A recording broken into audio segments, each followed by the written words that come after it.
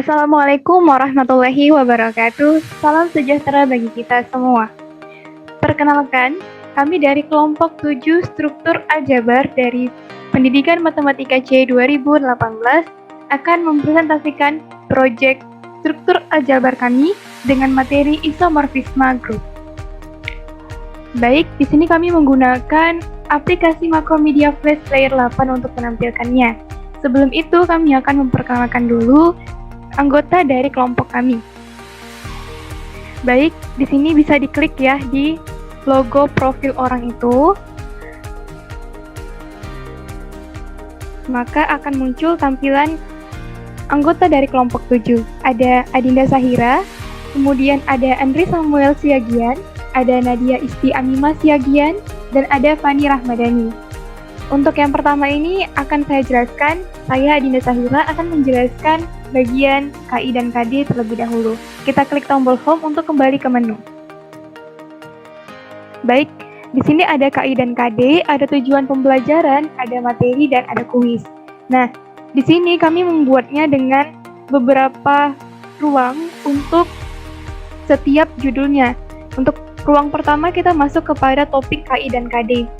Setelah kita klik, maka akan muncul tampilan dari KI dan KD. Nah, inilah kompetensi inti dan kompetensi dasar dari isomorfisme grup yang akan kami bahas. Kompetensi intinya ialah mahasiswa dapat memahami pengetahuan faktual, konseptual, dan prosedural berdasarkan rasa ingin tahunya tentang ilmu pengetahuan, teknologi, seni, budaya terkait fenomena dan kejadian tampak mata. Sedangkan kompetensi dasarnya, mahasiswa dapat membedakan dan menentukan antara isomorfisme dengan homomorfisme berdasarkan definisi dan teorema. Kemudian kita klik tombol home kembali untuk kembali ke menu utama. Kita lanjut untuk membuka kolom tujuan pembelajaran. Kita klik tujuan pembelajaran, maka akan keluar tampilan dari tujuan pembelajaran itu sendiri. Nah, tujuan pembelajaran dari isomorfisme grup yang pertama, peserta didik atau dalam hal ini dalam kategori mahasiswa ya, dapat mengenal isomorfisme. Kemudian yang kedua, peserta didik atau dalam kategori mahasiswa dapat mengenal dan mengetahui definisi serta teorema-teorema isomorfisme. Dan yang ketiga, peserta didik dalam kategori mahasiswa dapat menjawab terkait masalah yang berhubungan dengan isomorfisme. Nah, setelah kita mengetahui KI dan KD serta tujuan pembelajaran, kita kembali ke menu utama dengan mengklik tombol home. Maka kembali ke menu utama. Nah, kita mulai membahas materi ya. Kita klik materi. Nah, di materi di sini dari kelompok kami akan membahas definisi 3.1, kemudian teorema 3.7, teorema 3.8, dan teorema 3.9 dari isomorfisme grup. Untuk yang pertama, kami akan membahas definisi 3.1. Boleh diklik 3.1-nya, maka keluar tampilan seperti ini. Di definisi 3.1, dengan materi homomorfisme P yang memetakan dari G ke G aksen dikatakan isomorfisme jika pemetaan P bersifat bijektif. Dalam hal ini dikatakan juga bahwa G isomorfis dengan G aksen dan dinotasikan dengan G homomorf dengan G aksen. Langkah-langkah untuk menunjukkan dua grup isomorfis, misal grupnya adalah G dengan G aksen ya dalam hal ini, ada 3 langkah. Langkah yang pertama kita definisikan homomorfisme P yang memetakan G ke G aksen, yaitu dengan menunjukkan bahwa P adalah suatu pemetaan dan PAB sama dengan PA kali PB untuk setiap A, B elemen G. Langkah kedua, tunjukkan pemetaan P itu injektif. Kalau yang pertama tadi kita menunjukkan bahwa dia bijektif, yang kedua kita menunjukkan dia secara injektif. Dan langkah ketiga, kita tunjukkan pemetaan P itu subjektif. Kemudian kita kembali ke tombol home dan selanjutnya yaitu teorema 3.7. Nah, di teorema 3.7 di sini ada misalkan G canting, sebarang koleksi dari yang didefinisikan G homomorf dengan G aksen untuk G, G aksen elemen dari G canting jika terdapat isomorfisme P yang memetakan dari G ke G aksen, maka homomorf itu merupakan relasi yang ekuivalen, yaitu G ke G aksen tadi ya. Contoh pertama, di sini kita akan menunjukkan bahwa R itu homomorf nggak dengan R bintang atau R star, di mana R bintang ini dia yang bilangan real yang tak nol ya dalam hal ini gitu. Nah, kita jawab ya. Di langkah yang pertama pada definisi tadi, kita harus membuktikan bahwa dia itu homomorf atau tidak terlebih dahulu dengan bijektif ya, karena homomorf itu pasti dia menggunakan bijektif tadi, seperti yang didefinisi. Definisikan P yang memetakan R ke R bintang dengan Px sama dengan E pangkat X untuk setiap X elemen R. Untuk setiap X, Y di R dengan X sama dengan Y, maka Px sama dengan E pangkat X sama dengan E pangkat Y sama dengan Py. Jadi, P adalah suatu pemetaan karena dia memenuhi syarat yang awal pada definisi tadi. Nah, untuk X, Y di R, maka P X tambah Y itu sama dengan E pangkat X tambah Y sama dengan E pangkat X kali E pangkat Y sama dengan Px kali Py. Ini menunjukkan bahwa P adalah suatu homomorfisme. Kemudian lanjut ke langkah keduanya, kita akan menentukan dia ya, apakah dia itu injektif atau tidak gitu. Tadi pertama dia memenuhi syarat bijektif. Nah, di langkah kedua ini akan kita tunjukkan bahwa P itu injektif. Nah, dengan cara untuk X, Y di R dengan Px sama dengan Py, maka E pangkat X sama dengan E pangkat Y. Sehingga E pangkat X dikurang Y sama dengan E pangkat 0. Akibatnya X sama dengan Y. Nah, jadi dapat dikatakan P di sini injektif. Dan terakhir, langkah yang ketiga akan ditunjukkan bahwa P itu adalah surjektif. Nah, untuk sebarang R elemen dari R bintang, dipilih ln R di R sehingga P ln R sama dengan E pangkat dan R sama dengan R. Karena pemilihan R sebarang, maka P surjektif. Dari langkah 1, 2, dan 3 disimpulkan bahwa P adalah suatu isomorfisme, maka R homomorf dengan R bintang atau R berhubungan atau berelasi dengan R bintang. Nah, kita kembali ya ke menu utama dengan mengklik Home. Dan selanjutnya akan kita bahas mengenai teorema 3.8 yang akan dilanjutkan oleh rekan saya. Baiklah, selanjutnya kita akan membahas mengenai teorema 3.8. Kita langsung klik saja. Nah, di sini terlihat isi dari teorema 3.8 tersebut. Teorema 3.8 berbunyi, setiap grup siklik tak hingga isomorfis dengan himpunan bilangan bulat. Nah, tentu dari setiap teorema harus mempunyai bukti untuk menyatakan bahwa teorema itu benar atau tidak. Nah, buktinya di sini bisa kita lihat. Langkah pertamanya itu kita misalkan dulu G merupakan grup siklik dengan generator A, yaitu G sama dengan A pangkat N, di mana N-nya itu merupakan elemen dari Z. Untuk grup siklik tak hingga, AN tidak sama dengan AM jika N-nya itu tidak sama dengan M. Selanjutnya, untuk membuktikan teorema ini, perhatikan langkah-langkah berikut. Nah, langkah pertamanya itu kita definisikan dulu P-nya itu G yang dipetakan terhadap Z dengan P A pangkat N itu sama dengan N untuk setiap A pangkat N elemen dari si G. Nah, kemudian kita misalkan A pangkat N dan A pangkat M adalah dua elemen di G. Nah, jika AN sama dengan AM, tentu N-nya itu sama dengan M. Nah, dengan demikian P A pangkat N itu sama dengan N, sama juga dengan M, sama juga dengan P dikali dengan A pangkat M, dan P A pangkat N dikali A pangkat M itu sama dengan P A pangkat N ditambah M. Artinya di sini berdasarkan yang udah kita misalkan tadi, tentu N-nya itu N, tentu P A pangkat N tambah M itu sama dengan N tambah M. Sama juga dengan P A pangkat N ditambah dengan P A pangkat M. Nah, ini menunjukkan bahwa nilai P-nya itu atau P-nya itu merupakan suatu homomorfisme. Selanjutnya, nah tentu setiap langkah-langkah tadi harus kita jabarkan, harus kita pahami. Dari langkah 1 tadi, setelah kita pahami, kita lanjut ke langkah kedua, yaitu kita akan menunjukkan bahwa P-nya itu injektif. Nah, kita misalkan A pangkat N dan A pangkat M adalah dua elemen sembarang G dengan P A pangkat N itu sama dengan P A pangkat M. Maka N-nya itu sama dengan M. Akibatnya A pangkat N itu sama dengan A pangkat M. Jadi P-nya itu injektif.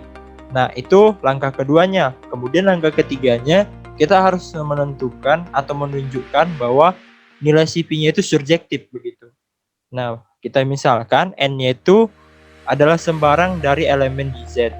Kita pilih A pangkat N elemen dari G, sehingga P A pangkat N itu sama dengan N.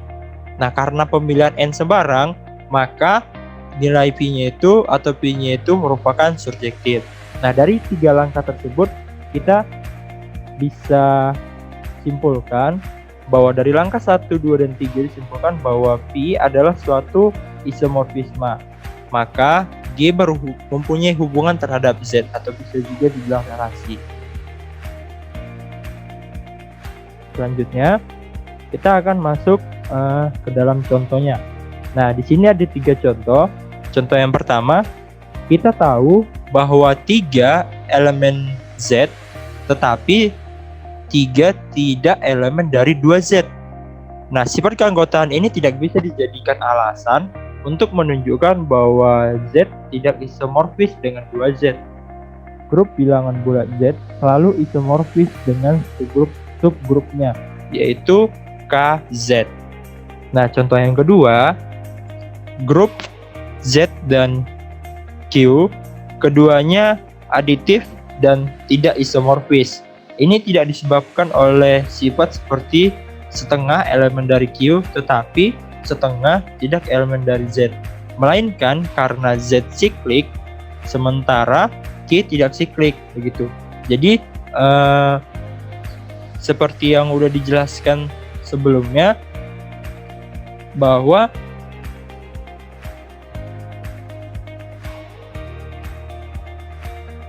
Z siklik, bahwa suatu grup itu dikatakan isomorfis jika keduanya itu sama-sama siklik. Nah, di sini kita menemukan sebuah contoh bahwa mereka terbagi atas 2, dengan si Z itu merupakan siklik sementara si Q tidak siklik. Nah, contoh yang ketiga, grup Q aksen ataupun Q star dan R star, keduanya grup multikatif dan tidak isomorfis. Nah, itu disebabkan oleh persamaan X kuadrat sama dengan 2, mempunyai solusi di R star tetapi tidak mempunyai solusi di Q star. Nah, artinya di sini sebuah grup itu dua grup itu dikatakan isomorfis apabila keduanya itu memiliki solusi yang sama. Artinya ketika sebuah persamaan X kuadrat sama dengan 2 itu mempunyai solusi di R star, maka dia harus juga mempunyai solusi di Q star, baru kita dapat menyebut kedua grup tersebut mempunyai isomorfis atau kita bilang mempunyai relasi begitu. Baiklah, sekarang kita masuk ke isomorfisme. Di sini ada definisi 3.2, yaitu suatu isomorfisme dari suatu grup dengan dirinya sendiri disebut automorfisme. Langsung saja kita ke contoh 3. Di sini dimisalkan G adalah grup pergandaan dan A elemen G. Maka homomorfisme P dari G ke G adalah suatu automorfisme. Nah, jadi kita akan buktikan P memenuhi sifat automorfisme, dan karena P tadi memetakan dari G ke G, maka P dikatakan automorfisme. Caranya yaitu menggunakan 3 langkah. Langkah pertama, kita harus definisikan suatu pemetaan itu homomorfisme. Langkah kedua, kita buktikan bahwa pemetaan itu injektif, dan langkah ketiga kita buktikan bahwa pemetaan itu subjektif. Nah, kita misalkan terlebih dahulu. Misalkan Pi memetakan dari G ke G dengan Pi G sama dengan A G A inverse. Untuk setiap G elemen G akan ditunjukkan bahwa Pi adalah suatu isomorfisme. Selanjutnya, nah langkah pertama tadi kita harus definisikan suatu pemetaan itu adalah homomorfisme. Caranya, kita ambil sembarang G1 kali G2 elemen G dengan memisalkan G1 sama dengan G2. Maka Pi G1 sama dengan AG1A inverse dan Pi G2 AG2A inverse yang menunjukkan Pi adalah suatu pemetaan. Dan kita akan buktikan bahwa nilai dari Pi G1 G2 sama dengan AG1 G2A inverse. Kemudian kita sisipkan elemen identitas di tengah, maka kita dapatkan AG1A inverse, AG2A inverse. Lalu kita kelompokkan karena dia adalah bersifat asosiatif. Maka didapat Pi G1, Pi G2, maka didapat Pi G1, Pi G2. Maka Pi adalah suatu homomorfisme. Langkah kedua, ambil sembarang G1, G2 elemen G dengan Pi G1 sama dengan Pi G2. Pi G1 sama dengan Pi G2, maka AG1A inverse sama dengan AG2A inverse. Kemudian kedua ruas kita operasikan dengan A inverse dan A. Dengan A inverse kita letak pada bagian depan dan A di bagian belakang pada kedua ruas. Maka kita dapatkan A inverse dioperasikan dengan AG1A inverse dioperasikan dengan A. Juga ruas kanan kita dapatkan A inverse dioperasikan dengan AG2 inverse dioperasikan dengan A. Kemudian karena G merupakan grup, maka operasi pada G bersifat asosiatif. Maka kita dapat kelompokkan menjadi A inverse AG1 A inverse A sama dengan A inverse AG2 A inverse A. Karena A inverse A tadi merupakan elemen identitas, maka akan sama dengan G1 sama dengan G2. Maka kita dapatkan jika P1 jika PG1 sama dengan PG2, maka G1 sama dengan G2. Jadi P-nya itu bersifat injektif. Selanjutnya,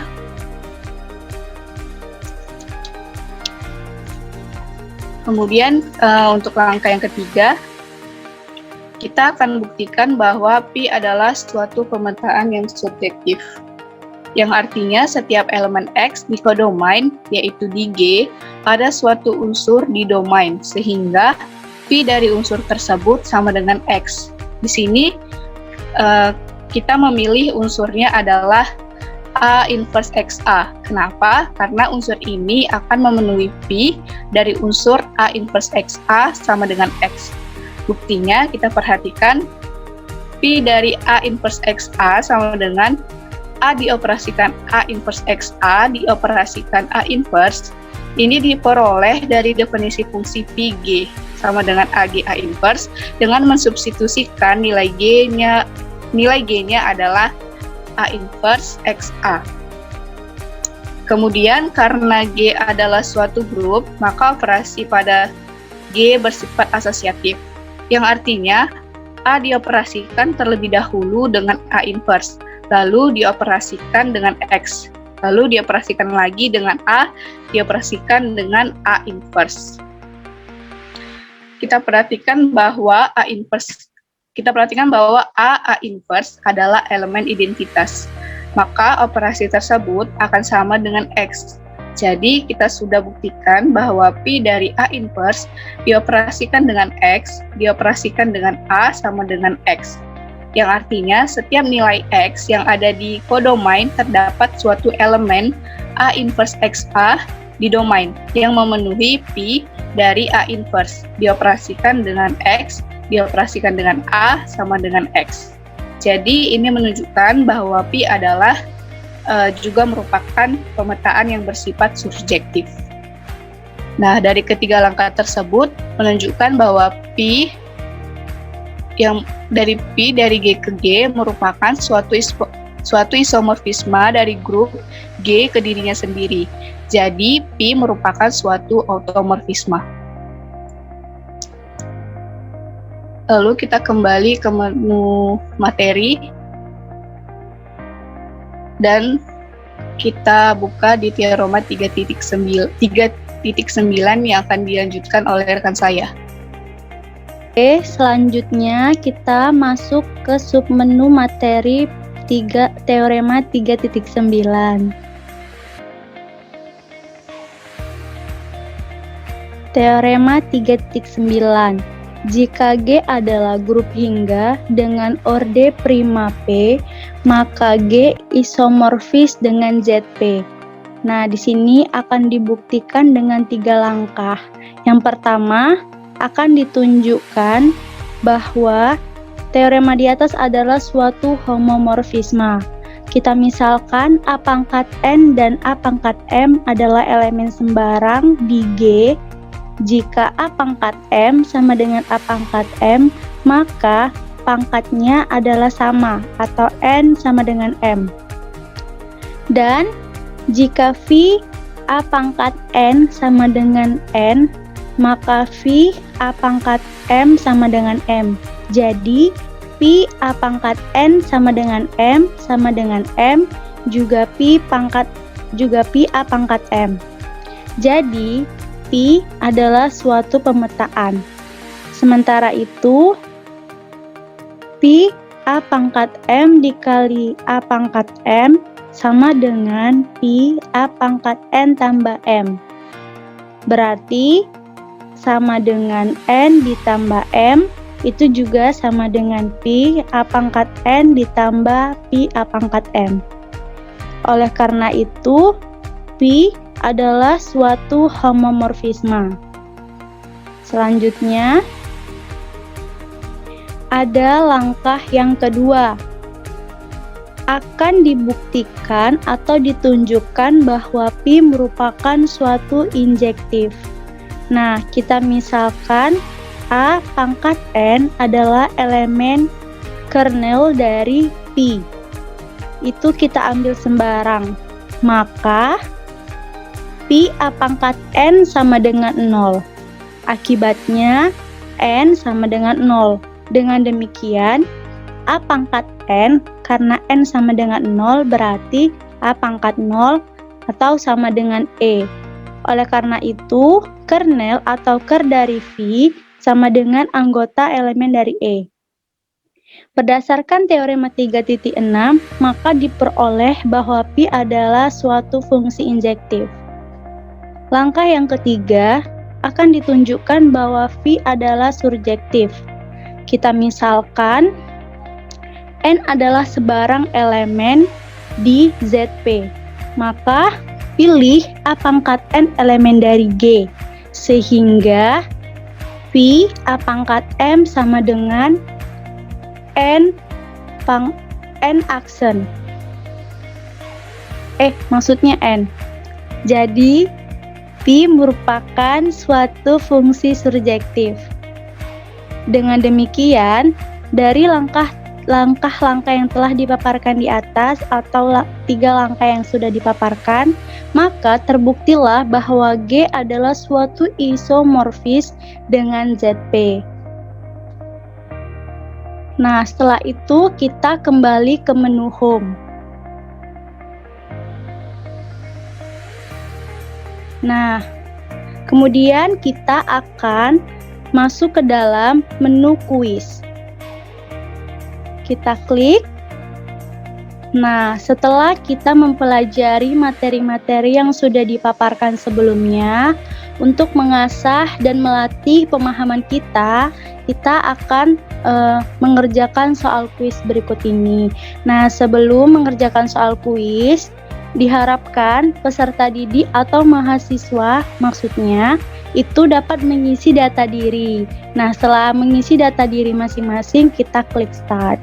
Nah, nanti link kuis beserta media pembelajaran dari Makro Media Flash berikut ini bisa di-download linknya yang ada di deskripsi di YouTube kami. Silakan di-download dan dikerjakan.